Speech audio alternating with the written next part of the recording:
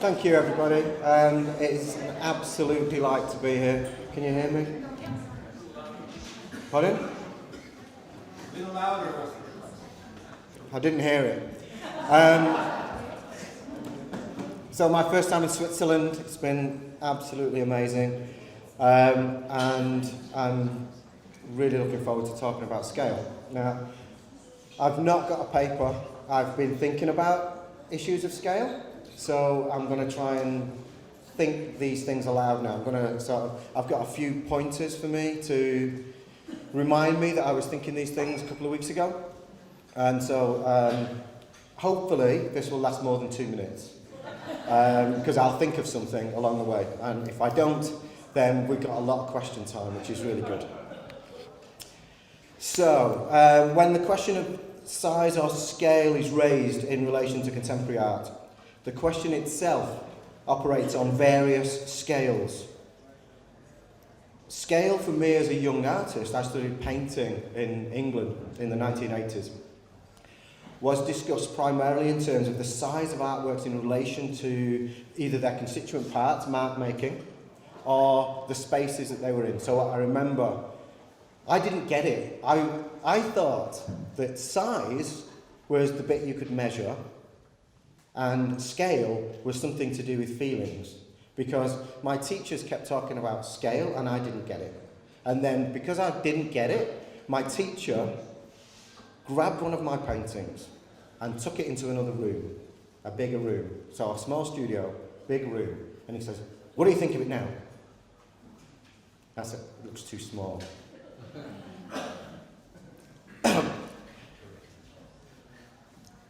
I still don't know whether I got that right. It just worked on that day, and I still don't know whether, when I use the word scale, I'm using it in the way that painters of a particular generation use the word scale. I might think of scale, I think possibly I use the word scale like a social scientist does, except I'm applying it to contemporary art practice. So it might be that I don't use it in that aesthetic sense, but this is all I've got. During the introduction by Beatrix, we heard about the scale of the institution and the scale of the collection, which is to say scale or size is being thought of on a bigger scale than the individual artwork or the individual career of the individual artist, which is me talking about going to art school. Economists speculate about, they assert that there is an oversupply of artists. All right? And this goes for many, many mainstream economists. There is an oversupply of artists. Now, that gives us some sense of scale, all right? Because what they're saying is there's the scale of the number of people who want to be artists. And there is this other scale, which is the scale of the number of people who want to purchase works by young artists. And if these don't match, then, if the scale of collectors is smaller than the scale of the people who want to be artists, then we have an oversupply of artists. Now, I was born in the north of England, where there was not an oversupply of artists. And then I moved to London, where possibly there's an oversupply of artists. So it seems to me that when we're talking about scale, we should also mediate that by talking about scale where? Where is this big scale? Where is this little scale?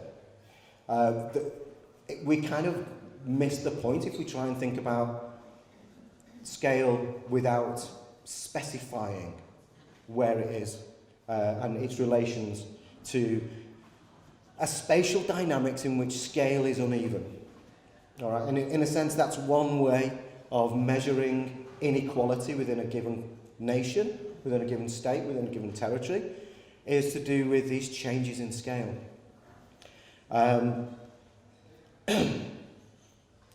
In discussions of art and the public sphere, I co-edit a journal called Art and the Public Sphere. Scale is also invoked in questions about the increase or decrease of art's audience. Okay, so I once had a private conversation with a curator about the scale of audience. The curator asked me and the group that I work with, and I'll show you some works in a second, if we would work with the local Polish community which lives not far from the gallery. And we went away and we thought about it and we said, yes, we'll work with one. Because we really want to get to know this person. We want to spend a lot of time with this one person. And the curator says, no, you need to work with more than one for it to be representative of the Polish community. So I said, how many then?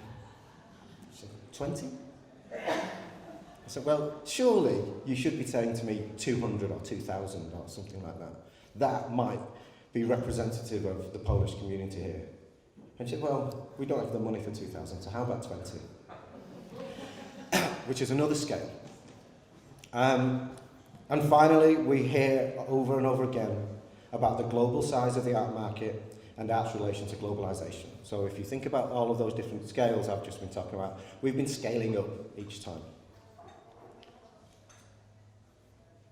I'll talk about this picture in a short while. I don't want to just think about scale in terms of scale, the increasing scale of scale. I want to talk about the breadth of thinking about scale. And this means thinking about scale not necessarily in terms of size and not necessarily in terms of, let's say, physical space or physical properties. So I want to think about scale in terms of things like temporality, so a scale of time. We often in the little kind of academic area of people thinking about the public sphere, we talk about scales of participation. You know, there's an Olympics of participation. How long did you spend with them? How many people did you work with?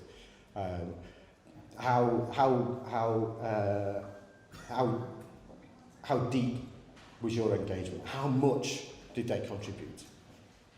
So we also talk about these are different scales too. We can also talk differently about scale when instead of talking about art objects, we talk about artworks that are published. So an artwork that is published, and I'll show you some artworks that are published shortly, published rather than made, is that they might be physically small, like a badge. Okay, so one of the things that me in the Free Art Collective do is we make badges. And then these get distributed around on the street, and someone pushed a bicycle by and they tied one of our balloons on the back of the bicycle and it was flying behind the bicycle. So there's a different sense of scale, because there we're talking about a spatially dispersed growth of something, but without the thing getting any bigger. Okay. I also think that the scale of art teaching is changing. The scale of arts management is changing. And the scale of exhibitions and the scale of institutions is changing, and we need to think about that. These are very, very important questions. However, when I think about scale, the first thing that I did was went to my books, and I started to pull down books that I'd read when I was in my 20s. And I found very, very little to do with scale. So for the people that I was reading at that time were, you could call the 68 generation of thinkers. And for the 68 generation, technology was really important, and we've talked about technology over these last couple of days. But it was understood largely in terms of speed, not scale. In fact, if you read someone like Baudrillard, speed is increased to such a rate that space disappears. So scale seems to disappear. Things aren't getting bigger, things are getting smaller. But as someone who's also studied economics, it seems to me that if we speed things up, as in the speeding up of the production of something in a factory as opposed to producing it by hand, you also get then not just speed, but the accumulation of more and more and more things. You produce at a faster rate, therefore you have more stuff. So that means you've got a bigger scale of washing machines, or a bigger scale of shirts, or a bigger scale of data. So if we think about these things in terms of speed only, then we're going to miss thinking about them in terms of scale. And the thinking about them in terms of scale will change what we think about in terms of speed.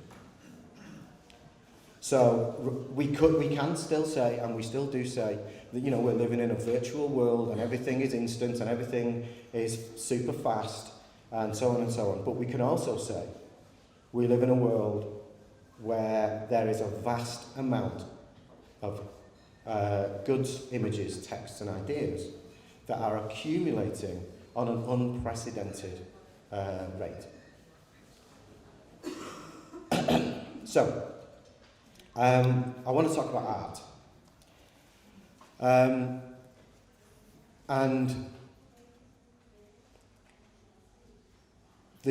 For me, there's a particular kind of way of thinking about scale that undergoes a shift in the years following the French Revolution in terms of art. And I'm going to explain it in terms of this.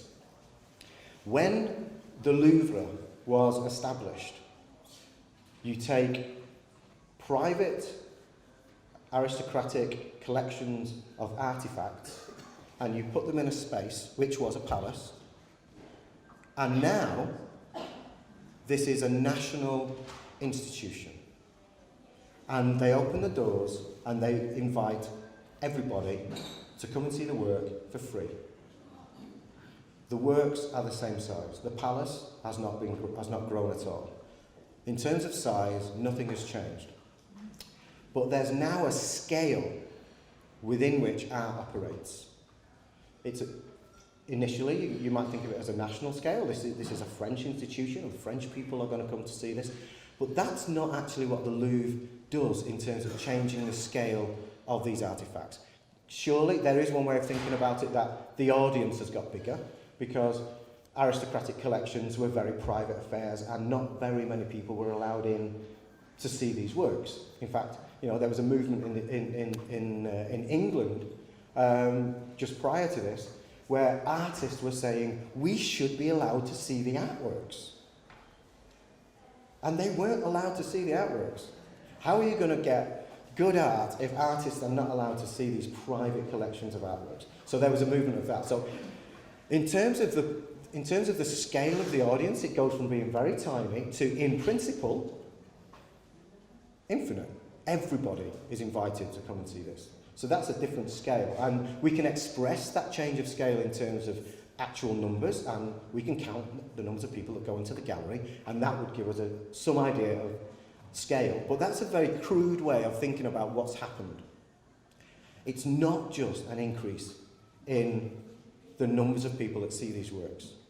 It's as if these artworks are now placed in a new world historical scale of the production of culture. That's a different scale. And it's not that the Louvre was the very first, because it wasn't quite the very first, but it was the one, because of the French Revolution, the Louvre was the art museum, the public national art museum, that made all the other cities say, we want one of these as well.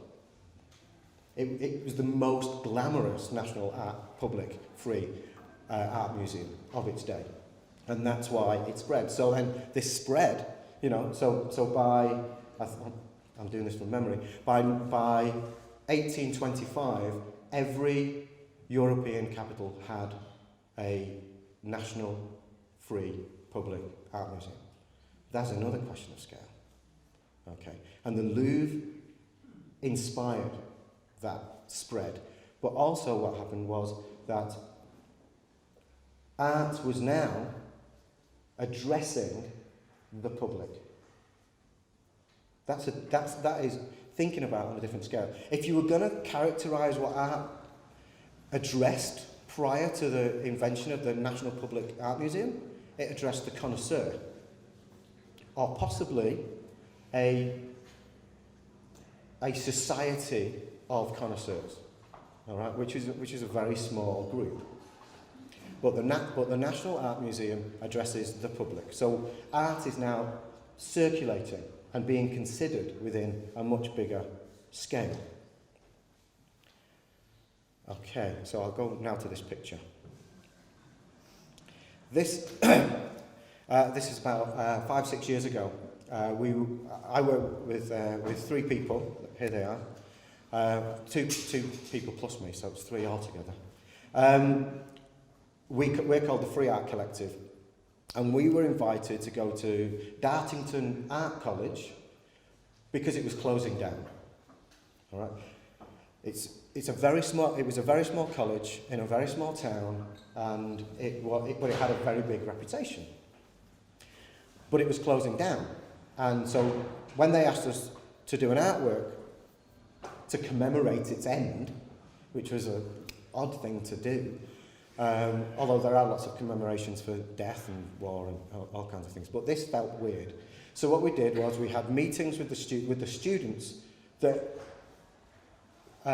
they studied there. For them, you know, students come and go. They've got 3 years there and then they go. And 4 years later, if it's gone, they've not missed anything. So it was weird talking to people who were at Dartington College about it not being in existence the following year. Anyway, we talked about why Dartington College was closing, and it was closing because it was too small. Under the economic conditions in the UK higher education system, big supplies you with all the resources you need. So they were going to link up with Exeter University, they were going to link up with Plymouth University. In other words, both of these universities said, don't worry, we'll just bring you into us, you'll be fine. But there wasn't any European money available to support that. But there was European money available if they went to Falmouth, which is in one of the poorest areas in Britain. So they got European money. They won't get it for much longer. So when we started discussing all of these issues with the students, we said, so we need to make a response to this. And the students decided what was to blame for the closure of this tiny little local art college was globalization. And we said, so what do we want to do? And they said, we want to say, fuck globalization. That's what we want to do. We said, okay, let's do that then. And how are we going to do it? Well, we decided together that what we were going to do was to trespass. Okay, so you can see Dartington College buildings behind us there, but Dartington College doesn't own the land. So if you walk away from the college, eventually you trespass on private property. All right. What we didn't know is that the day that we were trespassing was the day before the Queen was visiting this place. And so there was security everywhere, and they were on high alert. And we got chased, basically. But when we got chased, well, when I got caught, never mind getting chased, this security guy said, what did that message say? Did it say the Queen must be killed?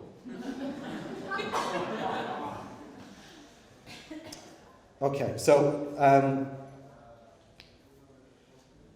there's an interesting way of thinking about different scales operating within each other, against each other, so on and so forth. So what I don't want to do is to think about scale as a kind of Russian doll thing, where it's just the small scales inside, then you get the medium size, then you get the big size, and they all kind of fit. All right? They don't all fit. They conflict with one another. That's something that we need to think about in terms of scale, especially when we're thinking about art. All right. I'll come back to this in a second, but this becomes very clear when you're an artist and you're operating with curators, and there can be conflicts precisely because you're both working at different scales. So if you're not careful, and you try to be the Russian doll here, then you find out what the curator wants for the exhibition, and then you produce the works for the exhibition, and then you supply them with what they need. Okay, that is one model of operating within the art world. It's not the model that we use. So what we would do is challenge what it is that they're asking us for, because then you start operating at the level of the exhibition or the level of the institution rather than just at the level of the art object. And I'll come back to that. Sometimes we make billboard posters. And one of the reasons we are really interested in billboard posters is that they were invented in order to advertise to people driving. Okay, so posters were perhaps, so big when you want to advertise to people walking down the street.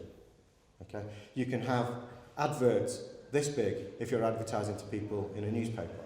But if someone's driving at 60 miles an hour, even if they're driving at 30 miles an hour, they don't have time to see the image unless you make the image really big. So there's an element of speed here. So you're trying to provide an image for somebody moving at speed. But there's also an element of distance. You're trying to provide them with an image that they can see from quite a way off. And in fact, you see it best when you're further away. So one of the things that we're interested in images that occupy, 5 minutes. So we're interested in images that occupy other kinds of spaces. So from the street, images that you put in your pocket from books and so forth. And images that are designed to be seen in different ways. In other words, if you use the technologies that we use for the mass distribution of images within art practice, then what you're doing is you're subtly, I'm not saying that anyone's ever got this, but what you're doing essentially is inviting them to behave in a slightly different way from the way that they would normally behave. So for instance, when we had the VR glasses on the other day, people started saying, I want to walk towards the work, I want to see it closer. And that's one of the things that we do in a museum and a gallery. And what we wanted to do, or one of the things that we wanted to do when we made these works, was to try and get people to walk in the opposite direction, walk away from the work. And then when you take one of these balloons, walk out of the museum. We want the work to leave. We want you to leave. We're asking you to leave, basically. Okay. And when you leave, then you might see another work. So the work starts, and this is really key to thinking about contemporary art and scale, is that the artists today deliberately exceed the scale of the gallery, the scale of the museum. The scale of the museum is just not big enough. Because what we're trying to do is to, it's gone automatic now. What we're trying to do is to,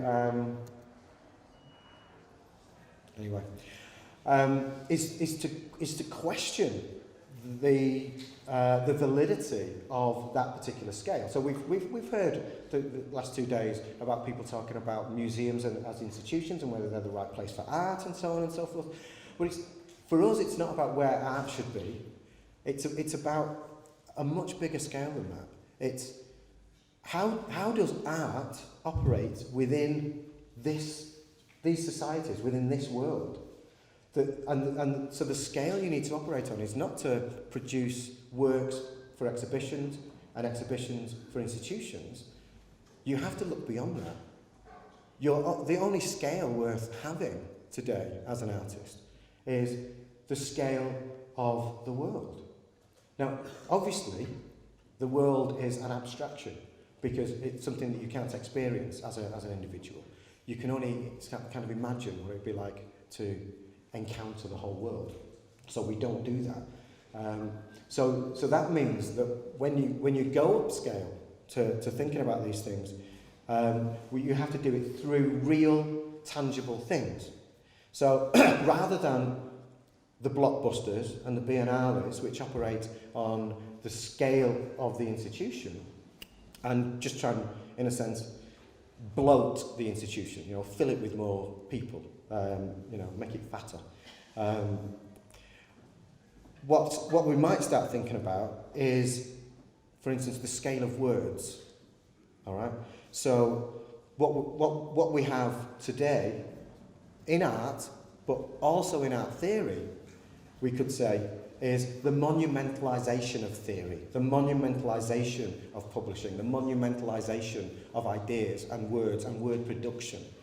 The scale of the word today in art is not restricted to those handful of professional critics that used to write reviews in a handful of art journals. The scale of the word today in relation to art is embedded in social media.